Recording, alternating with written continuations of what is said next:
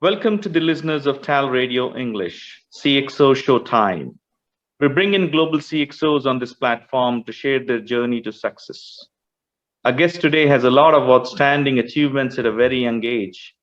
He's a recipient of the Gawad ASEANO Award for Outstanding Youth Leadership in Southeast Asia from the ASEAN Youth Leaders Association.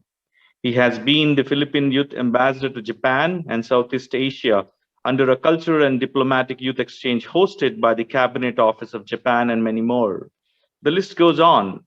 He is none other than Lord Leomer President at World Youth Alliance. Lord, welcome to the show and a pleasure to speak with you again. What an inspiration you are. Thank you very much, It's Akshay. really, Yeah, I'm really excited to be back here and great to thank you for having me. Thank you very much, Lord. Thank you for joining us.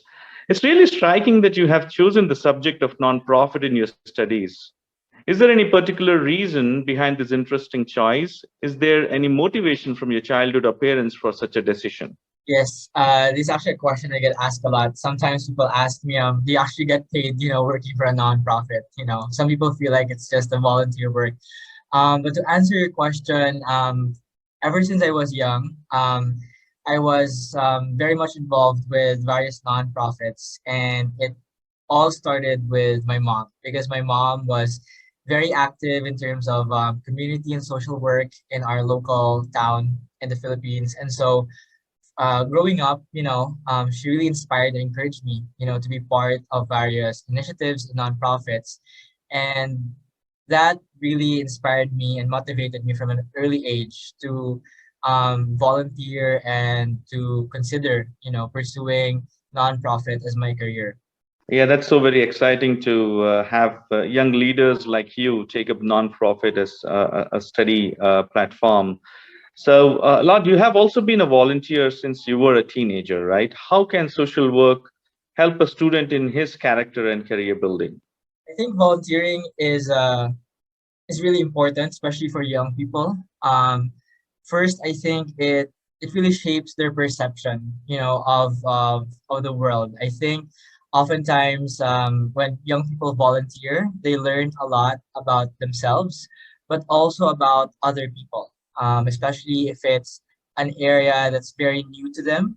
I think it really shapes, their perception of the world. And second, it also forms kind of like their mindset, which also influences, what careers they want to take later on, which is really important because as a volunteer, you're doing work that's unpaid. And oftentimes, these are experiences, that really forms, your decisions later on in life.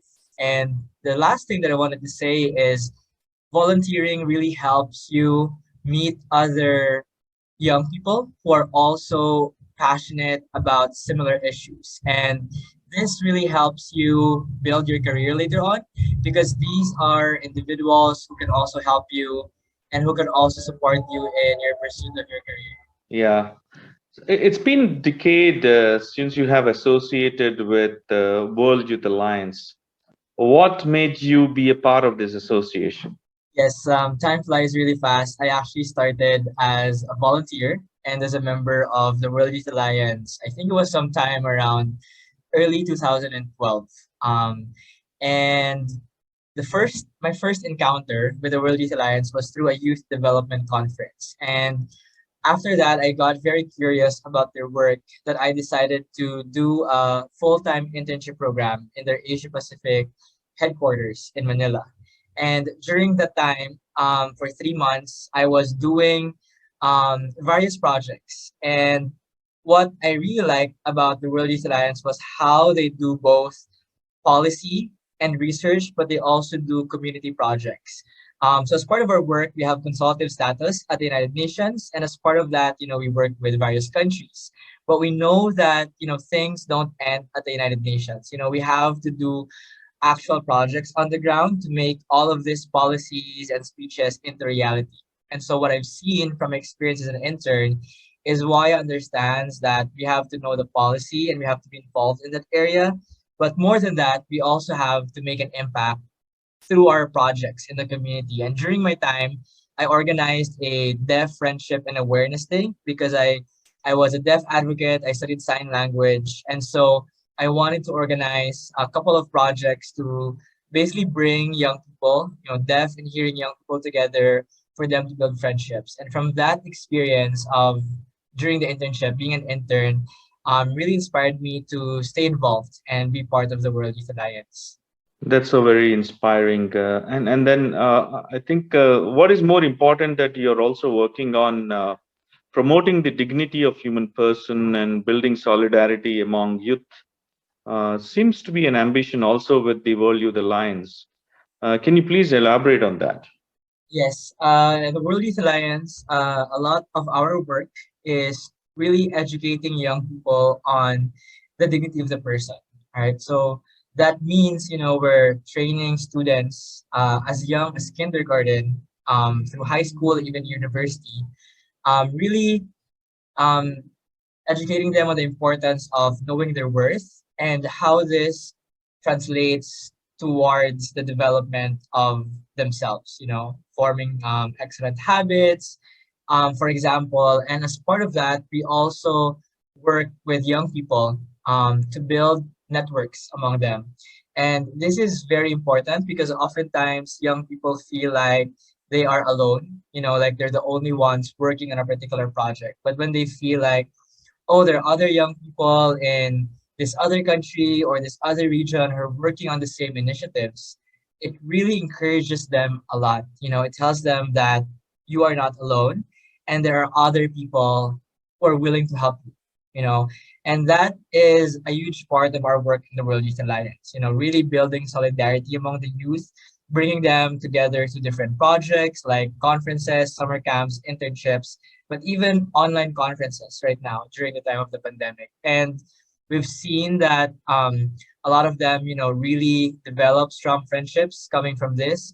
Some of them, stay friends even for like a decade. And this is very important because World Youth Alliance is a global community, young people coming from different cultures, different religions, different countries.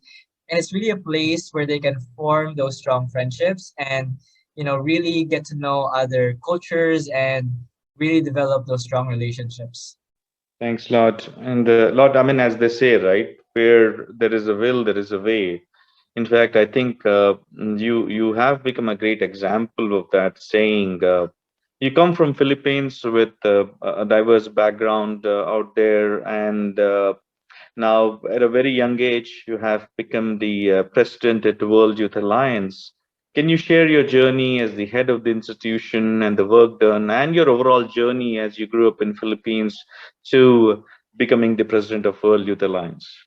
Sure, Akshay. So I grew up in a simple town in the province in the Philippines. It's called Antique. And where I grew up, I lived close by the beach. And when I was growing up, we didn't have any malls, we didn't have cinemas. And so when I share that with people, when I moved to New York, they feel like, wow, they just feel like it's a big change. And one of the things that I think it shows is that, great things come from small beginnings. I think my journey to becoming World Youth Alliance president started with a dream. I started as an intern with the World Youth Alliance, and those initial experiences really inspired me to do more for the organization.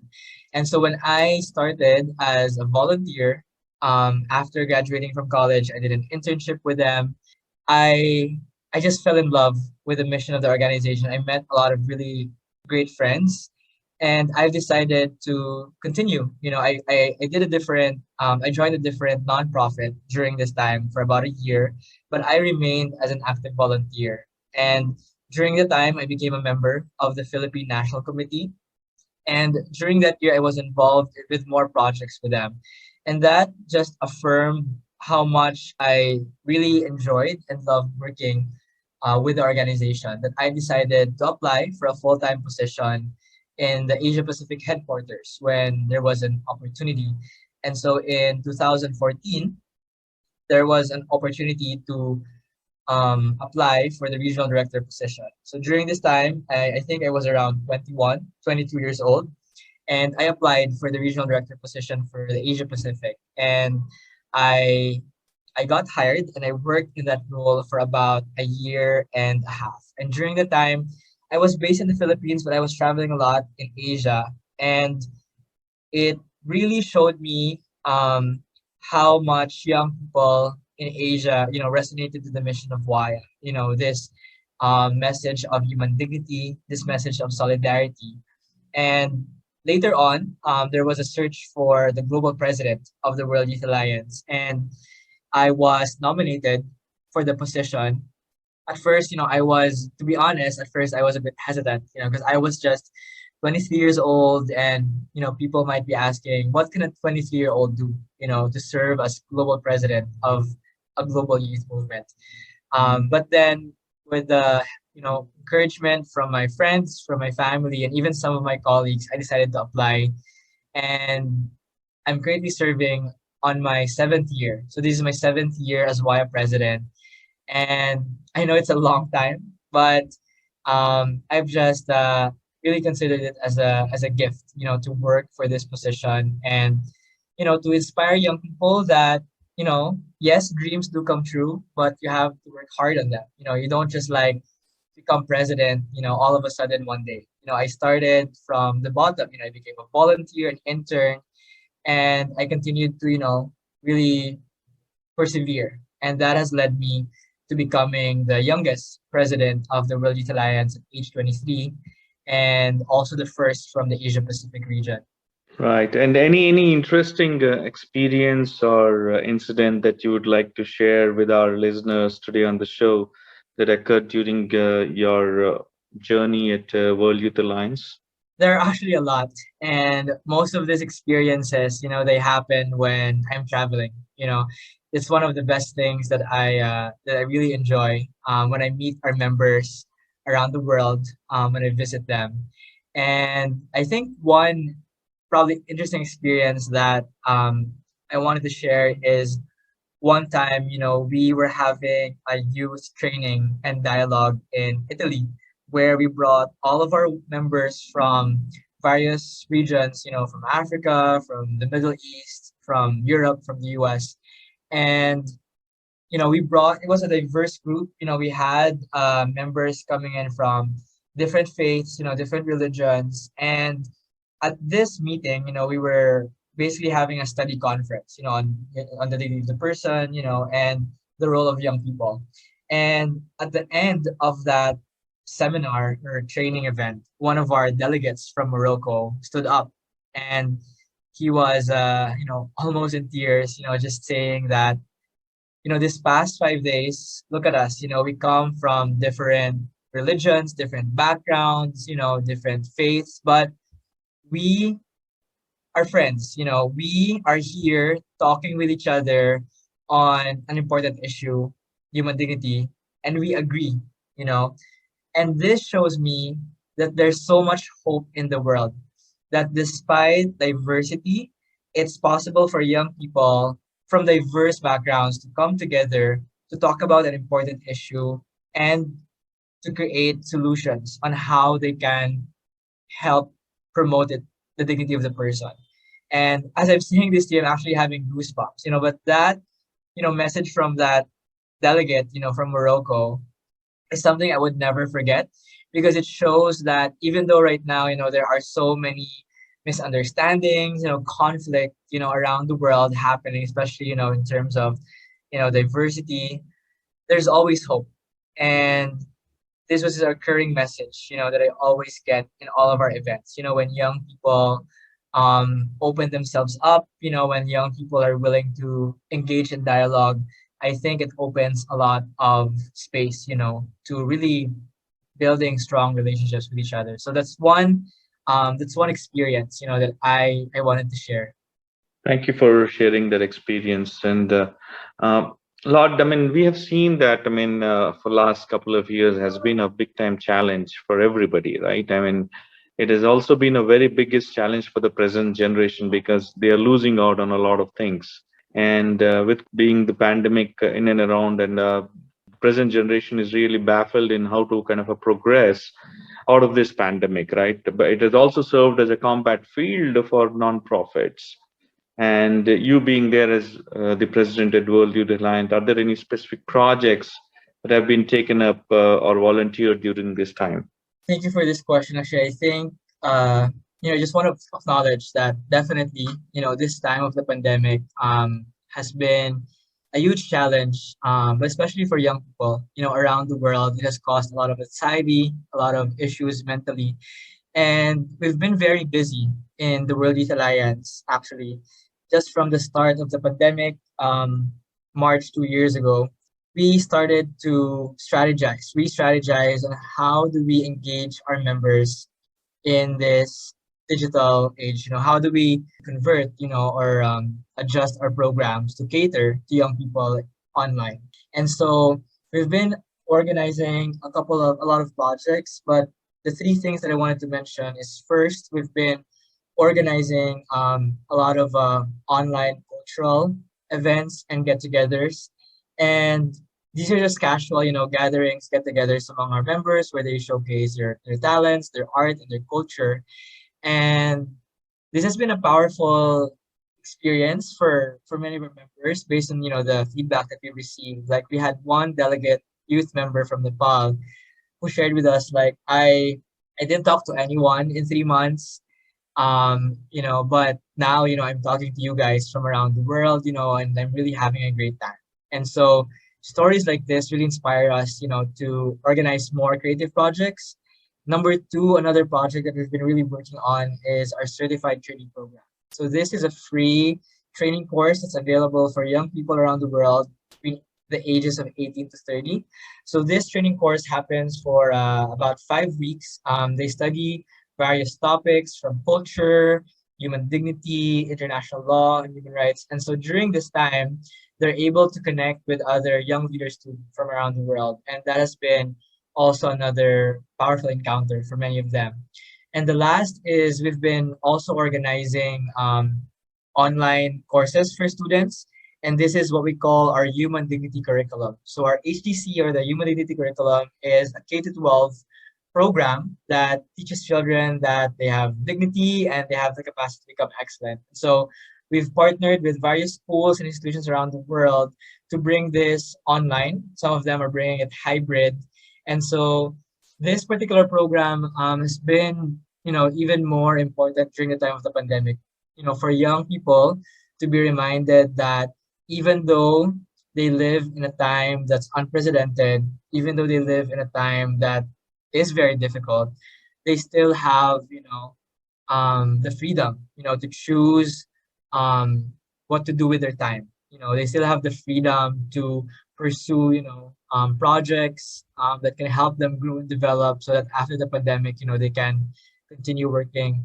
And so these are some of the projects that we've been busy. And I'm happy to share that for the past 2 years, we had a spike in our youth engagement around the world. Actually, in terms of our program engagement, we were up by over 300%, compared to pre-pandemic. And this really shows that young people are looking for opportunities, to study, to be involved, and to meet other youth leaders from around the world. And so we're very happy that this was well received by our members, and we're really working hard to do more projects to help them during this time. Yeah, good to know about so exciting programs that World Youth Alliance is conducting at the moment. And Lord, you as part of your role, and you have been traveling a lot, training and lecturing all across the world. I believe you have been visiting about more than 60 countries now. How does it feel interacting with the youngsters from different countries? What are the challenges that you have seen? What are the commonalities that you have seen all across the globe?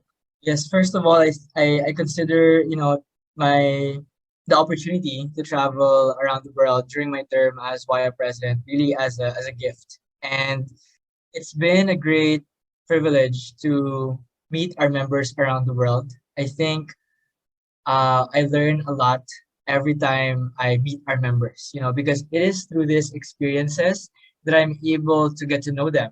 I'm able to meet them and hear their stories. I'm able to hear what are their challenges, what are their concerns. And what I've seen, throughout my travels, is that young people are thirsty, to have encounters with other young people. So oftentimes they would ask me like, how are the young people in Colombia? What are the youth leaders doing in Singapore, or in Poland? And so they are very curious to know like what is happening to other young people in other countries. But more than that, they want to know like what are they doing, that we can also do here in our community. So as part of my work as WIA president, what I do is, I connect them, introduce them to encourage them to collaborate with each other. And later on, seeing them do partnership projects has been a source of joy. Seeing them just really inspired has been very encouraging. Great. And what do you think is the biggest strength and the hardest hurdle you see for the youngsters? Based on my encounters with young people, I think the biggest concern that young people face today is, self doubt. I think many young people today question their ability, to contribute to their society. And oftentimes it's because of the lack of opportunities or even, the lack of exposure. And so when I meet young people around the world, oftentimes they would tell me like, wow, you've become the president of WIA. I don't know what's gonna happen with my future. I don't think, I'm gonna be as successful as you are. But then I inspire them, encourage them that I was once like you. There were also months where I didn't have a job, but I persevered. And so I think today there's a lot of confusion among young people on what can I do? And one of the main questions that I get asked a lot by young people around the world is, how do I discover my purpose? And it shows that young people are in search of their meaning and what they can do, you know, um, with their lives. And this shows us that when young people receive the support that they need, they're able to really contribute a lot to social change. And so I hope that, later on, more governments around the world are going to invest in programs that really cater to the needs of young people, to educate them and to train them so that they will be encouraged to contribute to the society. Right. I mean, so very truthful at the bottom reality, right? I mean, youngsters today, they don't know where they want to go. They don't have a clarity. And I believe VIA is really providing that platform to enable them to understand what is their goals or what is something that they could provide to the society. As part of the overall efforts at VIA, what are the plans for the future for you as the president of VIA and as also as a social worker? I've been involved with the nonprofit sector, particularly with youth development, for over a decade now. And I really love my work. I enjoy working with young people a lot. So I hope and my plan is to continue working, in the nonprofit sector. I think since I've worked for many years now, with young people, I think I'll be able to share with them, some great advice. Hopefully they find it helpful, to help them, in navigating their leadership journey, perhaps as a mentor, perhaps as someone that they can, look up to. And I think it's very important for young people to see individuals that have succeeded and have persevered, because it inspires them that look at Lord, he grew up in a small town in the Philippines and he was elected, as the global president of WIA, and he's now living in New York. And so when young people hear stories like this, they tell me that I'm inspired to study well, study harder. I'm inspired to pursue my dreams. And so hearing those remarks from young people from around the world, inspires me to do my work better. But more than that, it inspires me to continue working in the youth development sector. And so I hope that, at least in the next couple of years, I'll be, able to continue working in this particular field to serve young people, and help them, in their journey. Right. Uh, we are hearing a lot about your work, Lord. I mean, you did also write a book. You're never too young to lead. Can you share the inspiration or the thoughts behind penning the book?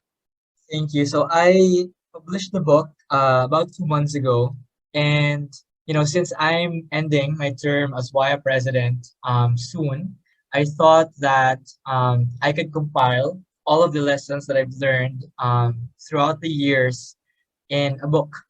Oftentimes, when I meet young people around the world in conferences or in events around the world, they ask me a lot of questions. Like how did you become WIA president? How do I maintain? Like how do I develop? Some excellent habits. And so I've put together some of those questions. That young people face today.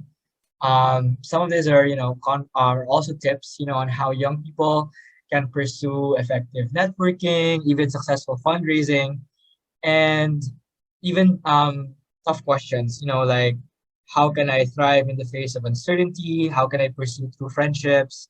And the big question of how can I live a meaningful life? And so through this book, I offer, some really friendly advice and everyday strategies, that young people can use, and I hope that, through my story, I'm able to share the lessons that I've learned through this book.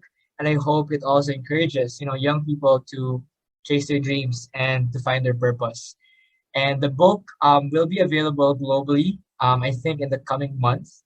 And so I invite you, if you're listening, you can visit the website, wya.net/never too young. And you can learn more about the book. And I hope that young people will definitely will find it useful, especially during this time of the pandemic. When young people feel like they're stuck. They feel like, what do I do next? Like what can I do? I just feel like they just feel like there's no there's no hope. And so I hope that through my story, I'm able to motivate young people to also strive, amidst life's challenges. Thank you, Lord, and congratulations on completing your book over here. And we all look forward to your book. Finally, as we wrap up our interview today, with all your experience in nonprofits and passion for social work, what message would you like to share with our listeners? The first advice that I want to tell our listeners, especially young people, is to not be afraid. You know, it's okay to make mistakes. Even I, made a lot of mistakes. And what you do after you make those mistakes is what matters. Learn from them, use them so that later on you can grow as a better leader and you won't commit the same mistakes. Don't be afraid to make mistakes during your journey. The second is, I mentioned earlier about self-doubt, you know, and I want to tell our listeners, especially young people, that, today more than ever, we need young people who are ready, to take the challenge and to commit themselves to contribute to positive change and to promote human dignity. And we live in challenging times, but that's why we even need young people to step up, towards that role. And the last thing that I wanted to say is never give up, especially in pursuing your dreams. But at the end of the day, it's not just about pursuing your dreams, but what I've learned in my journey throughout this years is that the greatest fulfillment in life is not merely in achieving our own dreams, but actually it's in helping others achieve their own. So as you strive and pursue your dreams, never forget to help your community, to help other people, because it is through those that you're able to achieve the greatest fulfillment, being a gift to other people. And lastly, just to close, young people might feel like there's no hope anymore with what's happening in our world today, even some of our listeners. But what I want to say is that think of yourself, as like you can be a superhero. You know, if everything was perfect in this world, there won't be an opportunity for us to step up to become heroes. So the COVID-19 pandemic is an invitation for young people to become heroes. And becoming a hero, you don't necessarily need to be popular. You don't need to have a lot of money, but you just need to start with a small act of kindness to your family, to your friends, and to the people around you. And that makes a big difference. A small act of kindness really goes a long way. And so my challenge, for young people is to chase their dreams, to strive, amidst life challenges, but more than that, to give back, to pay it forward, and to always remember that there are people who need help, and that they can be part, and then they can help that person, especially during this time of the pandemic. Thank you very much, Lord, with those really inspirational words of spreading kindness and keeping the thoughts of not just achieving your objectives or your goals, but also helping others achieve those goals. That's a wonderful thought. Lord, thank you very much for joining us today. We are honored to have you on the show. Thank you very much, Lord. Thank you very much again for having me.